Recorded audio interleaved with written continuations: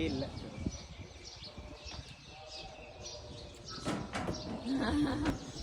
อ้าวไป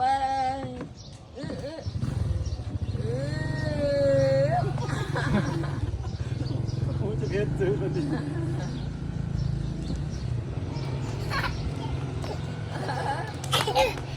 จ่ายเอาไปได้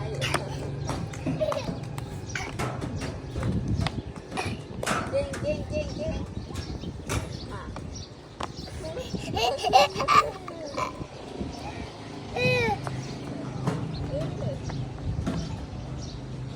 คือไอ้แม่เลยยางขึ้นหัน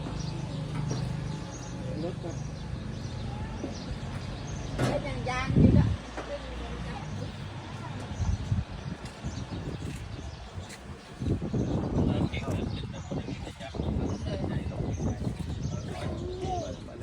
คนหักก็ปิดบ่ายตอนนี้เขาจะดึกกาลงคนเดียวตัดกระโหลกพาน้องลงมาตัวลงมาใช่ไหมโอ้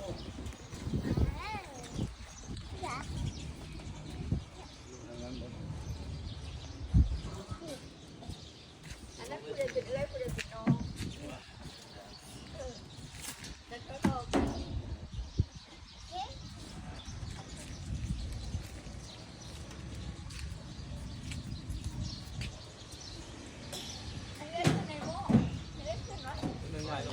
ตัดน้องเด้อปล่อยใหญ่จะเด้อเหยียบตีนมือเหยียบมือน้องเลยมือมันเดือดแบบมือมันเดือดทั้งวันเลย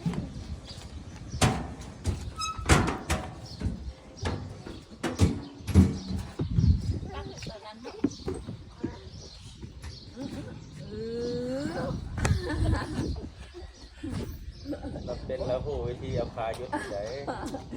ไม่คนละเยอะปัดดีด้วยดึง